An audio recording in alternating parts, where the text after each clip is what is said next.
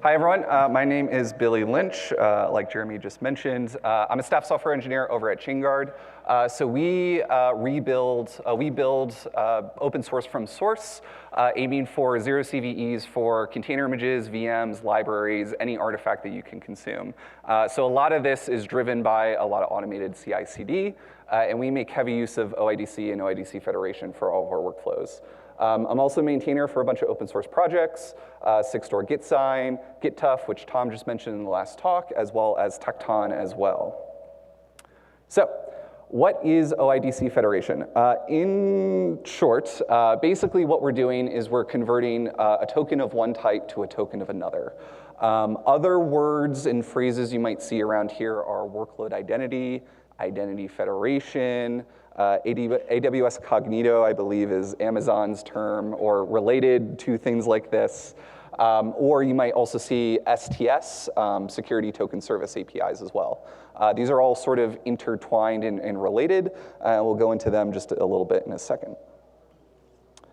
So, what is OIDC? If you haven't heard of this before, OIDC stands for OpenID Connect. What we're talking about here is basically a type of token format. So these are all JSON web tokens. So you will often see that like base64 encoded, separated by dot format token.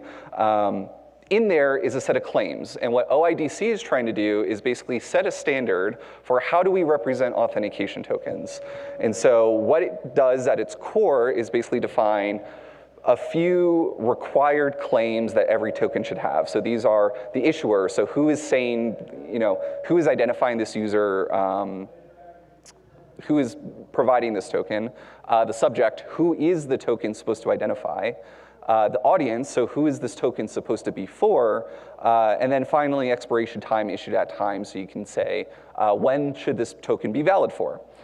On top of this, you can actually declare any number of additional claims on top of that. So it only defines like what are the required set of claims. There's also a set of suggested claims that you might also want to include that are common, but then you can also include whatever other claims that you want. So if you want to add conditional properties, things that are custom to your sort of environment, you can. And so this is actually used a lot for machine identities. So if you're running on a cloud provider, if you're running on a CI provider, a lot of these platforms will provide you these tokens for you. And this is really nice because we can actually use these tokens. What's nice is because we have these public issuers, we can actually then go verify those tokens if we want to use them in our own APIs, in our own services, by just validating that token externally. And what's additionally nice in terms of like CI/CD is that CI/CD providers will embed additional claims specific to the source commit. So like in the example before that Tom was showing around source provenance and policies, we can actually start embedding and correlating information about the source that things came from, as well as like other things like service accounts and related data. So this is one example. So this is a GitHub Actions OIDC token. You can generate this within your GitHub Actions workflow. This is not all the fields that are present. These are just a subset of interesting fields I found. So you can see here issued by token actions GitHub user content. So that's the GitHub issuer. You can see the subject here, which is repo wlynch test. Audience is for Sigstore. So this was an example token I pulled from just a test repo talking to Sigstore. So you can see all the required claims here. You can see the actor, so who made this particular pull request. We also know it was a pull request. And we can see some information about the job ref and the source and the branch. And this is all very, very useful for us because this is something that we can't easily fake. Because these are being issued by GitHub, we're trusting that GitHub is only issuing these for their own runners, for their own usage. And this is not unique to GitHub either. So this is an example GitLab token. And we won't go through all the fields, but a lot of the information is similar here, right? So you can see, hey, this is a push. Hey, this is from this particular branch. Here, hey, here's from this SHA. So this is a pretty common pattern across multiple CI providers. Outside of CI, though also kind of related to CI, this is These tokens are provided by general compute providers as well. So every single Kubernetes cluster, it might be behind a feature flag, but I believe it's turned on by default. You can actually issue OIDC tokens for your workflows. The issuer is going to be your API server, so this is like an example GKE cluster, but you can see within here we get the namespace, we get the pod, we get the service account, and so we can identify that individual workflow. What's really nice about this is if you're running any CI/CD tool on top of Kubernetes, Tekton, Argo, Flux, anything like that, you can get these tokens to then identify your workflows to then use sort of externally outside of just your CI/CD pipeline. So, big collage, this is not a complete list, but many, many providers support these tokens. And if you're not using them today, you should be, because they're very nice. And why are they nice? For one, they're short-lived. So usually these tokens are only good for the lifetime of the CI job, or they're only good for like 10 minutes to an hour. You can refresh them automatically, which is very nice. And so what's nice about that is, unlike a long-lived personal access token or service account key, if these get leaked, yes, that's bad, but they're only good for that short period of time, right? So you don't have to worry about tracking these tokens for their entirety of their lifetime forever and ever. We're only worried about that short window. What's also nice about this is, because they're issued by the compute provider, you don't need to worry about secret rotation or handling there, right? You can just call out to the provider, say, hey, please give me a token. They'll handle the secret storage and the key storage for you. You just need to obviously take some basic steps to protect the short-lived access token, but you don't need to worry about that longer-term secret storage. Mentioned before, they can be verified by external identities, which is very nice if you want to use this for calling out to external APIs and services. They provide additional details for workflows. And what's really key for CI/CD is when you layer this with additional controls, so two-party review, code review, things like that, because these are issued by the compute providers themselves, humans, it's much harder for them to get their hands on this kind of token.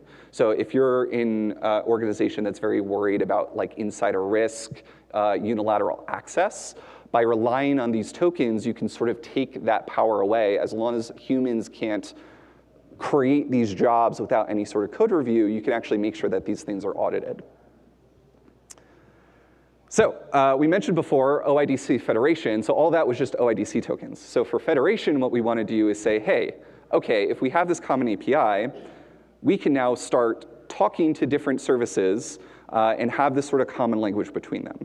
But there are some problems here, right? So to validate OIDC tokens, there's a particular process you have to do where you have to go get the public keys, you have to verify the token. Sometimes if you don't have those keys downloaded, you have to discover where those keys are. How you represent users, if you're trying to consume these external tokens, that may not mesh very well with how you're representing things internally because there's these external subject claims that you now have to deal with. So how do we get around this? So what a lot of systems will do is they'll add a little bit of indirection here. So this is where sort of STS services come into play. So the idea here is, instead of saying every API must understand OIDC tokens, and if you're an existing company and you have existing APIs with an existing auth setup, you really don't want to do that, right? You don't want to have to re-implement your whole entire auth stack just to use these tokens. What we do instead is we define one API that says, hey, what we're going to do is have our own internal identity. So if we're running in some sort of cloud or even for our own systems, we'll define our own identity, and we'll define a policy that says what external identities are allowed to access this identity, right? So here we might have a CI identity, and we might say, hey, if issuer is A and subject is B, we are going to allow them to get a token for this internal identity over here. What's nice about this, it kind of solves some of those problems. It consolidates them into one single API, so all of your other APIs don't need to understand OIDC and all those sort of complications there. And then all your APIs just talk the normal auth stack that you use. So we use this at Chainguard, so we actually prefer that our customers use short-lived tokens for accessing our own container OCI registry. And so this is exactly how this process works. So you set up ahead of time a Chainguard identity, and you say, hey, I'm going to grant this external OIDC identity the ability to assume this identity. And then what you do is from GitHub Actions, you request an OIDC token, you send that over to the Chainguard auth server, you say, hey, I'm trying to request to access this identity. We check that policy. Are you allowed to use it? You are. Great. Fantastic. We hand you back a Chainguard access token, and then that access token you can then go to use for the registry. So we do that little bit of handoff here. This is a very common pattern. So if you've ever heard of workload identity, this is a term that was originally coined by Google. I believe Azure uses the same process as well. AWS, I believe, is Cognito Workload Federation, but don't quote me on that. Same exact process here. What you do here is you're binding a Kubernetes service account, which again, we can get an OIDC token for, to a Google service account. So if you ever wondered why they make you like do that weird annotation thing, this is what they're doing. They're creating that association between the Kubernetes service account and the Google service account. You go to the Google IAM API, their STS API, and you say, hey, I have this Google service account OIDC token. I would like to get this Google service account token. They check their IAM policies. They hand you back the Google access token, and then you use that for whatever Google API you want. Other examples in the wild, PyPI, so trusted publishers. This was a feature that they announced a couple months ago. You give them some basic details about your CI workflow, and they'll treat that as like a known trusted publisher for when you want to publish Python modules. We also use this heavily at Chainguard as well. So we made an open source project called OctoSTS. So normally when you're like working with GitHub, you have to generate like a personal access token. So if you use GitHub Actions, there's like the default GitHub token, but that's only scoped to the repo that the action is running in. If you ever want to reach out into another repository, you have to go generate your own either deploy key or personal access token. GitHub has another sort of auth model that uses short-lived tokens called GitHub Apps. So we wrote like just a little server that does this OIDC federation that says, hey, give us an OIDC credential, define it against the policy that's in your repo. So you can see over here, right? So this is a Google service account. Define the permissions, and then we'll exchange it for you to then get that short-lived token. So it's a really simple tool. We use it in a lot of the things we do. If you go to any of our open source repos, you'll see these policies checked in. Super, super useful, super, super powerful.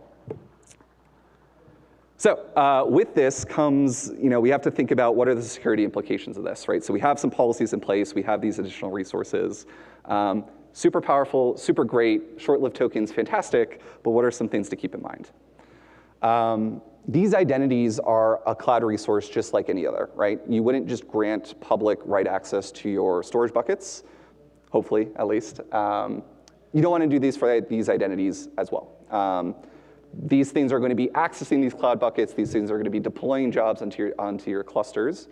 So you want to make sure that we're applying the same least privilege policies to these identities. And so the things you want to think in mind are what sort of operations do each one of my workflows need? So do you actually need to deploy to Kubernetes clusters? Do you actually need to access that storage bucket? Does it only need read access? Does it need write access? Ideally, what you want to do is define individual identities for every type of workflow that you want, because in an ideal world, these CI identities are going to be one-to-one to these internal cloud identities. A common gotcha, so what we want to avoid is situations where we're funneling multiple CI identities into like one federated cloud identity, because then you're starting to lose that least privilege. And when you're just adding permissions left and right, now you can sort of cause unintended consequences depending on how that CI identity is being used. So for example, pre-submit requests, so pull requests, run in the same repo as your submit on push. But those two things have completely separate roles and will need completely separate permissions. So we want to make sure that those federated identities also have those same properties. Similar, in order to control access to these identities, we're going to be adding policies. So these are either going to be something, 5 minutes, yeah. So these are going to be policies that we're either going to set in the Cloud Console, or you're going to be checking in as infrastructure as code. We want to protect these as well, right? So the CI identities by themselves don't prevent unilateral access unless you also have the code review, right? Because anyone could go in and just set a policy that says, oh yeah, everyone can access that identity. That doesn't do you any good. So you want to also make sure that you're following the best practices here. have code reviews for these policies, make sure they're being reviewed, checked in, sort of similar infrastructure as code policies that you'll find for your other production deployments. So common attack vectors. I mentioned before pull request pre-submits. This is a really tricky one because, again, since they're running from the same repo, we want to make sure that we're treating these differently, right? Especially for open source repos, anyone can make a pull request to your repository. So we want to make sure that these have different permissions. GitHub, to their credit, actually does make it a little bit hard. They won't just allow you to generate OIDC tokens by default on pull requests. You actually have to request a separate pull request target workflow, which only pulls from main by default. But you can override that, and so if you do that, you have to be careful of what the permissions it can access and what it can do. The other common gotcha is sometimes we will want to match multiple identities, and we'll reach for regexes, wildcards, stuff like that. We want to make sure that we're matching on these things very precisely, because what is in the policy is exactly what you're going to get. And this isn't as clear as it always might seem. So we'll run through some examples here to see examples. So spot the issue. So these are mostly going to be like pseudocode policies, some real policy mixed in. What's wrong with this one? So it does always work. Any user can assume this. Maybe that's fine. Maybe that's what you want to do. But often, if it's like your production cloud bucket, storage bucket, probably not what you want. However, this is a valid policy, and it will work. What about this one? So this is an example Amazon policy. And this one's interesting because it was actually found in the wild many times. So this one actually only defines the audience. But if you notice in here, it actually says nothing about the identity. We have nothing about a subject. We have nothing about an issuer. And so it's actually the same thing as the example we saw before. Anyone who can generate a token with this audience, which audiences are assumed to be user-generated, can access this policy. And there's actually a really interesting article from the Tinder security team where they actually found this in the wild for many, many, many AWS accounts, including AWS's Doc's own account themselves. So you find these in the wild all the time. But it's not immediately obvious that there's a problem here. Because if all you're doing is just saying, hey, can I get a token? Yeah, you can get a token. Just anyone can get a token. So this is an interesting one. So the intent here is, all right, we have some regex involved. So I want to allow anyone who has an @chainguard.dev email.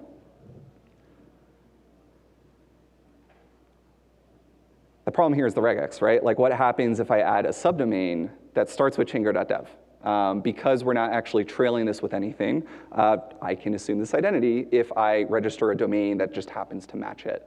So this is an example of be careful with regexes. They can be problematic. This is a Google example. So this is, I want to allow any push to my repo in an org. So anything that starts with repo chainguard.dev. Are all repos created equal? Probably not. You might have a main prod repo. You might also have developer repos as well. You may not want to have the same policy apply to every single repo in your org. And last example, really fast. I want to allow all Kubernetes clusters that have prod release as the service account. This is actually very similar to the email one as well. If I generate an issuer that just happens to match that instead of a suffix, this is a prefix, we can do the same thing. So wrapping up, policies are powerful, but they can also be mishandled. This kind of reminds me of the genie and the 3 wishes. You have to be very, very specific about what you wish for. Treat these identities just like any other cloud resource. Regular expressions are powerful, but they can be mishandled. And finally, we didn't go into any examples here, but keep in mind that usernames can be changed, and that can be problematic. So if you really care about it, maybe use a unique identifier. So that's all I have. Thank you so much. I don't think we have any questions, but I'm happy to. We have time for one question. Back corner. Yeah. Are there any linters to check this stuff? I know a lot of security analysis tools will do basic checks for this. I don't know of any off the top of my head, but I wouldn't be surprised. But yeah, I do know these are sort of loose policy checks that I think a lot of security inventory scanners will look for. Yeah.